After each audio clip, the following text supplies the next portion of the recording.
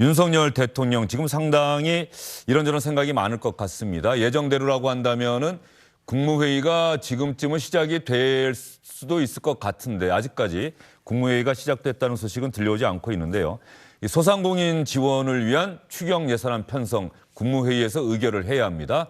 국무회의에서 의결을 하기 위해서는 전체 국무회의 참석 인원이 20명입니다. 그러면 절반 이상이 참석해야 하고 정족수가 11명입니다. 그런데 지금 윤석열 대통령을 포함해서 국무위원 현 정부의 장관이 9명 임명이 됐어요. 10명뿐이 안 됩니다. 한 명이 더 필요한데 이 한 명을 과연 추가로 임명했는지 아니면 문재인 정부 장관이 참석하는지 저희가 준비한 화면 보시면 더 잘 이해가 되실 것 같습니다. 윤석열 대통령과 지금 장관이 하나, 둘, 셋, 넷, 다섯, 여섯, 일곱, 여덟, 아홉, 열, 열하나. 11명이 되네요? 왜 저렇게 나왔죠? 10명이라고 했는데? 하나, 둘, 셋, 넷, 다섯, 여섯, 7명이고요. 그리고 이영 이창양 장관이 임명이 됐고, 그래서 9명이고요. 오른쪽에 이상민, 박진 두 사람이 임명이 됐고요. 저 표시가 잘못됐네요. 잠시만요. 이상민, 박진 두 사람이 오늘 오전에 대통령이 임명을 강행했습니다. 그리고 오른쪽 위에 두 사람은 이영, 이창양 두 사람은 임명 보고서가 민주당도 찬성을 해서 채택이 됐습니다. 그런데 아직 임명은 하지 않았습니다. 절차가 끝나지 않아서. 그러니까 이상민, 박진 두 사람에 대해서는 장관을 임명을 해서 왼쪽 7명, 오른쪽에 아래 2명 해서 9명, 그리고 대통령까지 10명입니다. 이영, 이창양 두 후보자는 아직 장관 임명이 안 됐어요. 10명이고 한 명이 모자른 상태인데 말이죠. 그러면 민석기 의원, 네. 이미 저 청문 보고서 다시 송부해달라고 요구한 장관 후보자들이 몇 명 있잖아요. 정호영, 원희룡. 모두 5명이죠. 예. 근데 이런 사람들을 임명하면 될 텐데 임명을 안 하겠다는 뜻인 것 같아요. 민주당을 자극하지 않겠다. 뭐 아무래도 예. 총리 인준이 남아있기 때문에 뭐 오늘 임명한 2명은 나름대로 명분이 있죠. 그러니까 박진 외교부 장관 같은 경우는 이제 한미 정상회담 준비를 해야 되는 입장이고. 당장 다음 주니까요. 네. 그리고 이상민 행안부 장관 같은 경우에는 이 치안을 담당하고 있으니까 한미 정상회담과 관련이 있다고 볼 수도 있고, 그리고 지방선거의 네. 주무장관이기도 하고요. 그러니까 5명의 소위 재송부를 요청했다라는 거는 청문 보고서가 채택되지 않았다는 거죠. 그런 야당이 반대한 후보자들 가운데 그 긴급하고 좀 명분이 있는 2명만 임명했다 이렇게 보면 될 것 같고요. 그리고 오늘 아까 말씀하신 대로 이창양 산자부 장관 후보자 그리고 이영 중기부 장관 후보자가 청문 보고서가 채택이 됐기 때문에 국회 보고서가 송부만 되면 행정부로 송부만 되면 대통령이 임명하면 되는 거거든요. 그러면 그 소위 국무회의의 의사 정족수인 11명은 쉽게 넘기게 되니까 아마 지금 확인은 되지 않고 있지만은 오늘 바로 2명을 더 임명을 해서 그 전 정부 국무위원들의 도움 없이 그 국무회의를 개회했을 가능성도 있는 것 같습니다. 예, 아직 절차가 마무리됐다는 이야기는 없으니까 임명을 했다는 뉴스도 없고 임명하지 않았으면 아직은 한 명이 모자란. 그건 만약 한 명이 모자란 상태에서 국무회의를 개의했다면 전 정부의 국무위원 중에 일부가 한 명의 그 협조를 얻어야 되는 거고요. 지금 국회에서 지금 청문 보고서가 이미 통과됐기 때문에 그럼 국회에서 행정부로 송부만 하면 바로 임명이 가능하거든요. 그러니까 그걸 서둘러서 그 국무회의를 개의할 그럴 가능성도 있어 보입니다. 예. 지금 현재 나오는 얘기는 아직까지 확인을 해야겠습니다만 윤석열 대통령 그리고 이미 임명된 7명, 오늘 오전에 임명된 이상민, 박진 그래서 10명의 문재인 정부의 산업자원부 장관인 문승욱 장관 아직 그만두지 않았는데 문승욱 장관이 참석을 해서 11명이 되지 않겠느냐. 그런데 아직까지 국무회의가 시작이 됐는지 국무회의에 참석한 사람들을 우리 카메라 기자들이 직접 촬영을 해서 찍은 그림이 송출이 안 된 상태이기 때문에 확인은 어려운 상황이고 다만 분명한 것은 어쨌든 간에 윤석열 대통령이 민주당을 자극하지 않기 위해서 민주당이 정말로 강하게 반발하고 있는 뭐 원희룡, 정호영 두 후보자에 대한 장관 임명은 강행하지 않았다. 그렇죠? 예. 그렇게 봐야겠죠? 그러니까 일단 추경안은 지금 민생의 최대 시급한 지금 안건 아니겠습니까? 그리고 민주당도 반대할 명분이 없고요. 그러면 소상공인 자영업자 그 수많은 고통과 인내 속에서 견뎌왔던 분들에게 하루빨리 이 추경안을 편성해서 국회에 보내서 빨리 그 통과를 시켜야 되기 때문에 임시국무회의를 해야 된다는 점에서 절박함이 있고, 그러려면은 국무위원회 정족수가 돼서 개의가 돼야 되는데 그것들을 만들기 위해서 불가피하게 2명은 오늘 임명을 한 거죠. 예. 그러니까 외교부 장관과 행안부 장관을 임명한 건 아까 우리 민 의원님 설명 잘하신 것처럼 지금 당면한 한미정상회담 그리고 당면에서 관리해야 될 6.1 지방선거라는 걸 책임을 져야 되기 때문에 시급한 그 2명의 장관을 임명을 했고, 그럼에도 불구하고 숫자가 모자라기 때문에 아마도 제가 볼 때는 어떻게 진행될지 모르겠습니다만 오늘 국무회의를 꼭 해야 된다고 한다면 문재인 정부에서 임명한 국무위원 한두 명이 더 참가를 해서 이 추경안을 통과시키든지, 아니면 절차가 남아있는 지금 이미 청문보고서 채택한 2명 이영 장관과 이창양 장관이 빨리 다시 임명이 되는 절차를 밟든지 하는 방법이 있는데, 아마도 지금 제가 볼 때 추경안이라고 하는 가장 시급한 민생 현안에 대한 그 통과를 위한 임시국무회의이기 때문에 민주당 측의 협조도 불가피하게 좀 있었던 것 같고, 그리고 대통령도 그 2명에 대한 추가 임명 강행을 통해서 그 국무회의 의결 정족수를 채우려고 고심했던 흔적이 좀 보입니다. 예, 민주당은 지금 김준욱 대변인 분위기가 어떻습니까? 전체적으로 한덕수 총리 후보자 인사청문 특위위원들은 부적격 의견을 냈는데 지금 뭐 많은 사람들이 그렇게 얘기하잖아요. 정무적 판단이 필요할 것이다. 부적격 인사청문회를 했던 사람들은 부적격이라고는 하지만 민주당이 지방선거를 앞두고 있는데 윤석열 정부 첫 총리부터 낙마시키는 것이 과연 지방선거에 도움이 되겠느냐, 혹시 발목 잡기로 비치지 않겠느냐, 이런 고심이 있는 거죠. 분위기가 어때요? 여러 가지 고민이 있는 것 같습니다. 지금 방금 말씀 주신 것처럼 새 정부 출범에 대해서 발목을 잡는다라는 그런 공격들에 대해서도 고민을 안 할 수가 없습니다. 근데 지금 이명박 정부 때 새 네. 정부 출범이 완성된 게 17일 정도 네. 걸렸고요. 박근혜 정부 때는 한 51일, 그리고 문재인 정부 때는 195일 걸렸습니다. 그래서 장관 후보자 한 3명이 낙마해서. 네, 뭐 그런 사연도 있지만 어쨌든 지금 이제 윤석열 정부가 시작한 지 불과 며칠 안 됐고요. 그리고 저희가 오늘도 지금 화면에 나왔습니다만 7분에다가 2분 더해서 9분에 네. 대해서 인사청문 채택 보고서에 동의를 했습니다. 그분들이 문제가 없어서가 아니고 그분들의 문제가 분명히 있음에도 불구하고 새 정부의 출범에 대해서 도울 건 돕겠다라는 기본적인 얘기가 있습니다. 그리고 또 하나는 한덕수 총리에 대해서, 총리 후보자에 대해서 저희가 발목 잡기라는 비판을 들음에도 불구하고 여전히 선뜻 그 통과시켜주지 못하는 나름의 또 이유도 충분히 저는 이해를 국민들께서는 하시고 계시리라고 봅니다. 그분에게 있었던 뭐 20억 어느 기업에서 예. 또는 뭐 저희가 이번 내각을 기가 찬 내각이라고 하는 이유가 기업, 가족, 찬스 뭐 이런 건데요. 거기에서 저희들이 묵과하고 넘어가기엔 너무 좀 과하다 싶은 정도가 있었기 때문에 저희들이 선뜻 이 여론을 의총을 통해서 의견을 모아서 지금 본회의에서 처리를 못하고 있다, 이런 부분도 있고요. 지금 오늘 제가 볼 때는 3시에 국무회의가 개의를 하기로 했습니다만 네. 첫 국무회의인 만큼 온전히 윤석열 정부의 국무위원들로 시작해야겠다라는 생각이 좀 있으신 것 같아요. 그래서 조금 시간이 걸리더라도 국회에서 넘어오면 그것을 바로 서명하고 그때 시작하지 않을까라는 생각이 좀 들고요. 저희들이 충분히 협조할 만큼 협조하고 있다. 또 지금 안 되는 부분들에 대해서는 최소한 국민들께 납득할 만한 해명이라도 좀 제대로 해보셔라, 그런 시간을 드리고 있는 것이다, 이렇게 이해해 주시면 좋을 것 같습니다. 예, 윤석열 대통령은 아직 그 머무를 관저가 공사가 끝나지 않아서 서울 서초동 집에서 출퇴근을 하고 있는데 오늘 아침 출근길에도 기자들의 질문을 받았습니다. 어제보다는 좀 상대적으로 짧게 받았는데 말이죠. 이 장관 임명과 관련한 질문을 받았고 이렇게 대답했습니다. 안녕하세요. 대통령님 혹시 오늘 청문 보고서 후보자로 채택 안 된 장관도 임명하실 계획이 있으십니까?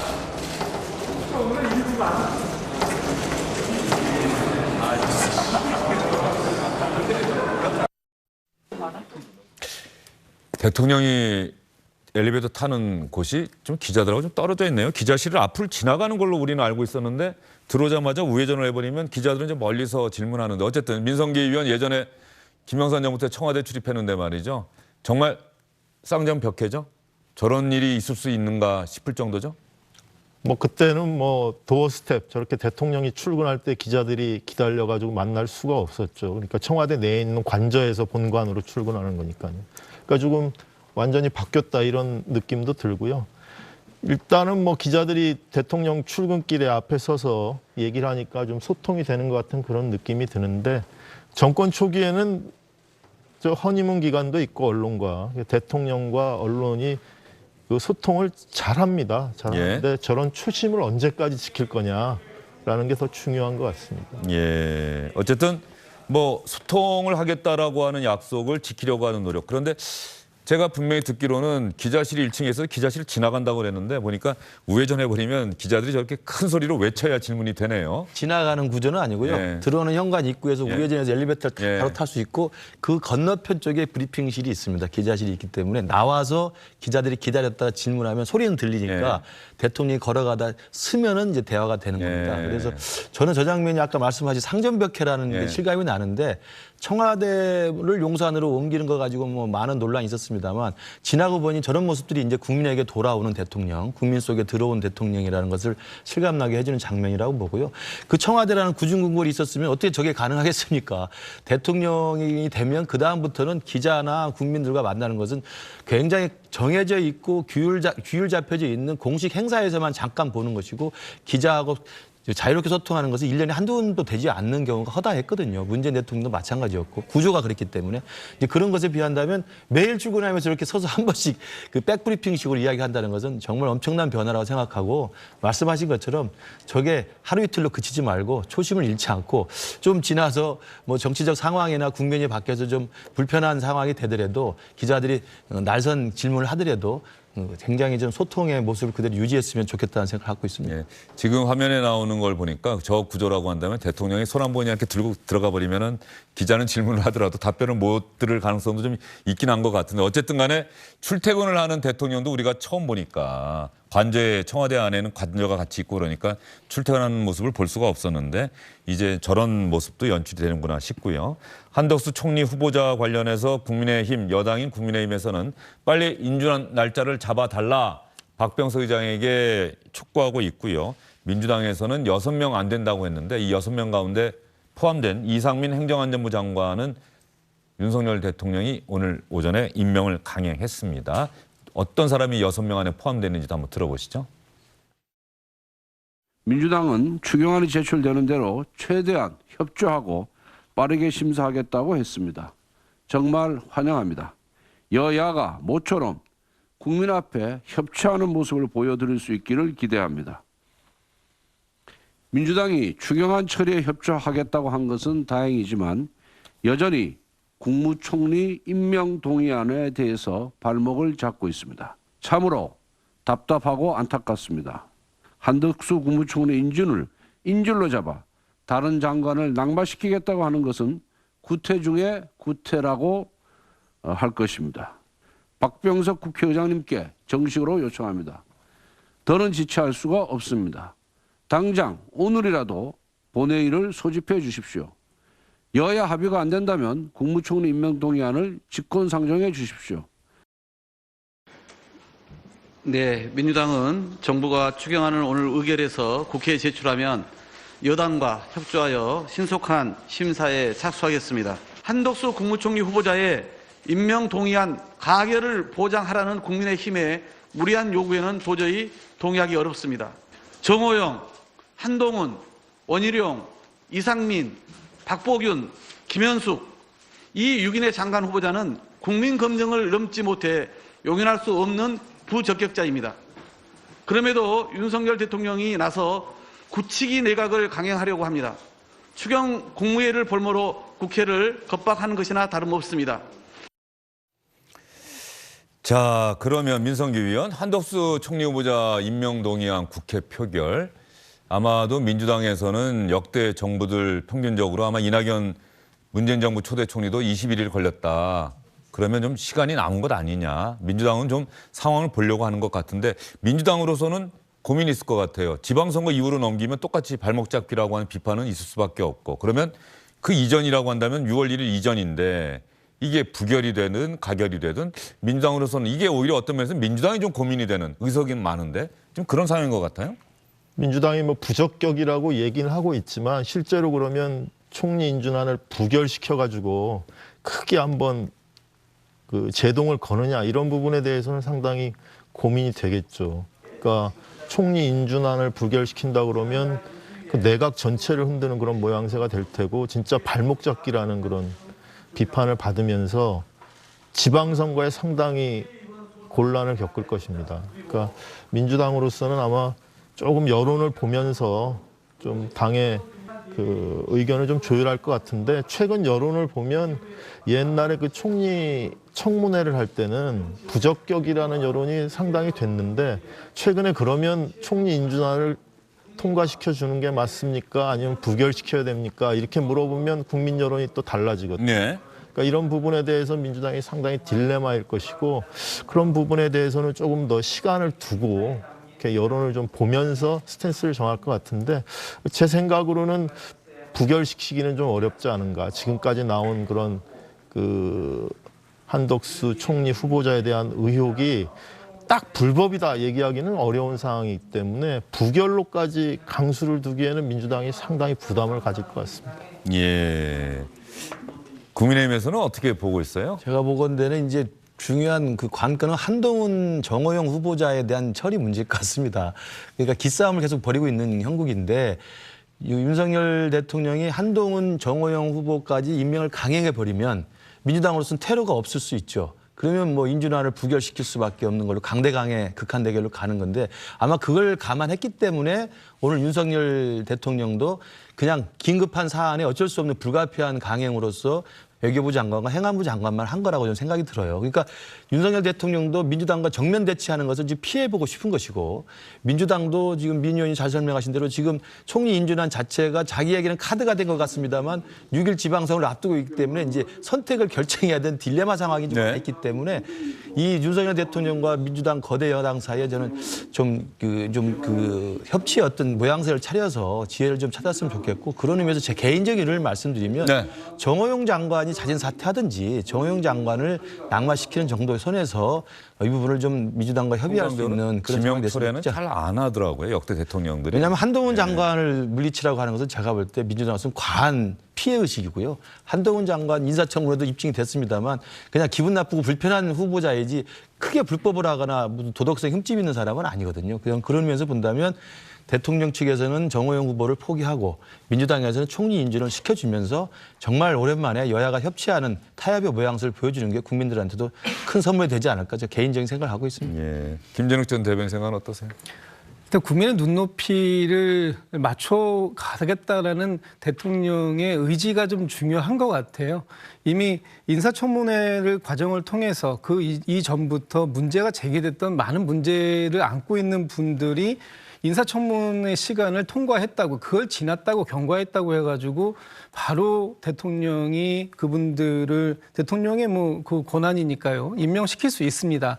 그렇지만 그렇게 했을 때 과연 인사청문 제도 이 틀 안에서 국민들의 눈높이에서 부적격을 받은 사람들까지도 모두 다가 새 정부 출범이라는 이유만으로 그렇게 해서 임명을 강행하게 되면 결과적으로는 이 정부가 아직도 5년 남아있는 이제 시작하는 정부인데 이 시작하는 정부 내내 그 꼬리표가 달려갈 것이다. 그러면 그동안 전임 정부에 대해서 얘기했던 것과 무엇이 다른가라는 것에 대한 또 자가당착에 빠질 수 있습니다. 그래서 이번 그 대통령께서 아직 임명을 안 하신 분에 대해서는 조금 더 깊이 고민하시고 그리고 그분들도 아까도 김성애 비서관 때도 말씀을 드렸습니다만 대통령에게 모든 것을 나의 운명을 맡긴다라는 자세보다는 내 운명을 내가 결정해서 대통령에게 부담을 덜어주겠다라는 그런 자세도 그분들도 좀 가져야 되는 게 아닌가 싶습니다. 예. 한덕수 총리 후보자 임명 동의안 표결 도대체 언제쯤 국회에서 표결 날짜가 잡힐지 예상해 보건대 지방선거 이전에 하기는 할 것 같다. 그럴 수밖에 없을 것 같다. 김진욱 전 대변인도 동의하십니까? 하여튼 국정이 빨리 예. 출범을 할 수 있게 저희도 최선을 다해서 도울 것입니다. 그리고 현재 이 추경 같은 경우에 민생이 시급함을 저희도 잘 알고 있습니다. 그래서 빨리 양측이 협치와 타협하고 대화할 수 있는 대화의 장으로 다시 복원되는 것이 가장 중요하다 이렇게 생각합니다. 김진욱 전 대변인이 문재인 정부 시절에 청와대도 근무했고 그다음에 정부에서도 근무했고 네. 그다음에 당에서 근무했고 5년이 정말 빠르죠? 금방 갑니다. 건불 10년이 아니라 건불 5년이라는 말이 실감됩니까? 어떻습니까? 예, 며칠 전에 문재인 대통령께서 이제 마지막 퇴근을 하는 모습을 저도 잘 봤습니다. 벌써 이렇게 됐나 싶었어요. 저도 2017년 5월 달에 바로 청와대에 들어가서 오랜 시간을 청와대에서도 보내봤고 또 정부에 옮겨서 정부에서도 근무해봤고 당에 와서 당의 대변인도 해봤습니다만 저희들이 가지고 있었던 그 국민들께서 위임해 주셨던 5년이 정말 짧다. 그리고 그 5년 동안 정말 잘했어야 된다 하는 생각들 많이 하게 됐습니다. 성공적이었다는 자평이 많은데 결과적으로 대선에서 패배를 했다. 그러면 과연 성공한 정부일 수 있겠느냐. 이거는 좀 토론의 여지가 있는 것 같은데 한마디씩 한번 들어볼까요? 우리 민성기 위원. 민성기 위원은 제일 마지막에 들어야겠습니다. 언론인으로서는 좀 중립적으로 이야기를 해야 되기 때문에 어떻게 보세요? 이게 약간 모순적이기도 하고 그럼에도 불구하고 우리가 이러이러한 부분은 해냈다라고 하는 자평을 할 수가 있기 때문에. 그러니까 국민의 평가와 심판은 저는 뭐 객관적인 사실이고 그건 엄중하게 받아들여야 한다고 생각합니다. 문재인 정부 5년에 대해서 스스로 생각하는 평가와 아쉬운 점, 성과가 있을 수 있겠습니다만 국민들은 교체를 원했고 심판을 했고 그래서 야당 후보 그것도 바로 2년 전에는 문재인 정부 하에 검찰총장을 했던 사람을 선택을 했습니다. 바로 그게 저는 심판이고 정권 교체라고 생각을 하는데 한마디 덧붙이면 이재명 패배한 패장께서 개항으로 가시면서 일꾼을 뽑아야 된다. 대선에서 심판자를 뽑았으니까 이제 이번 지방선거는 일꾼을 뽑아야 된다는 말씀을 하셔서 저는 굉장히 뜨악했습니다. 심판을 받은 분입니다. 그리고 정권 교체를 5년 만에 했다는 것은 지난 문재인 정권에 대해서 교체를 하자는 국민들의 요구가 더 많았던 것이고 그 대상이 바로 이재명 후보였는데 이제 와서 지방선거를 총괄하신다고 하면서 일꾼을 뽑아달라고 하니까 굉장히 저는 이해하기 힘든 좀 궤변 중에 하나였나 싶습니다. 그래서 졌지만 잘 싸웠다는 자만심보다는 왜 졌는가에 대한 통렬한 반성과 성찰이 민주당이 먼저 있어야만 지방선거도 그리고 있을 총선도 기회가 생길 거라고 봅니다. 예, 김진욱 전 대변인 아까 말씀하셨습니다만 뭐 짧게 말씀드릴까요? 대선은 과거에 대한 평가와 미래에 대한 기대가 같이 녹아있는 것이라고 생각합니다. 그래서 대선의 결과 물론 저희가 졌기 때문에 국민들께 뭐 죄송하다는 말씀도 드리고 반성도 해야 됩니다만 미래에 대한 희망까지도 저희가 평가받았다 이렇게 얘기할 수는 없을 것 같아요.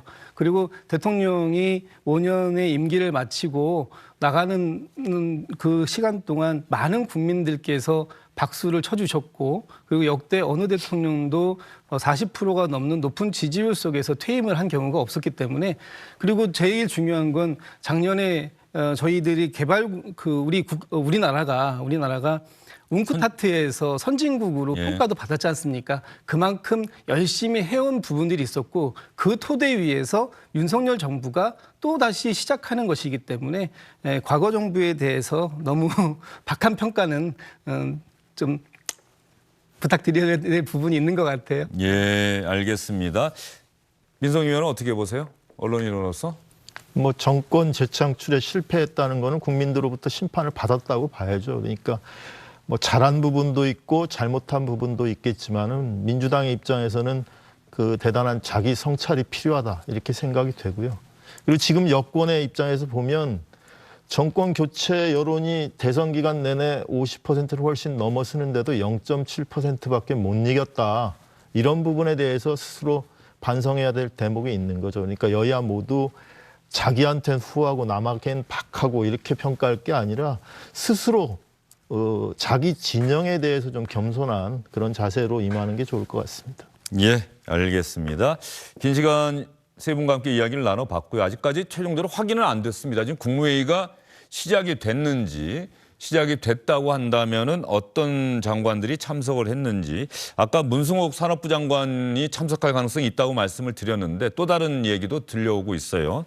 현 정부의 보건복지부 장관 권덕철 그리고 국토부 장관 노영욱 이렇게 국무회의에 참석했다는 기사도 또 들어와 있습니다. 어쨌든 간에 11명은 넘겨서 국무회의를 개최는 할 수 있게 됐고 의결도 할 수 있다 이 상황인데 말이죠. 문재인 정부 마지막 내각의 일부 장관이 오늘 윤석열 정부 첫 국무회의에 참석을 했다. 이것만은 분명한 팩트인 것 같고요. 아직까지 그림은 들어오지 않고 있고요. 만약에 오늘 주영진의 뉴스브리핑 끝나기 전에 국무회의 관련 영상이 들어온다고 한다면 영상 보면서 여러분께 설명을 드리겠습니다. 아마 그 전에 들어오기는 좀 쉽지 않을 것 같습니다. 세 분과는 여기서 인사드리도록 하겠습니다. 네, 감사합니다.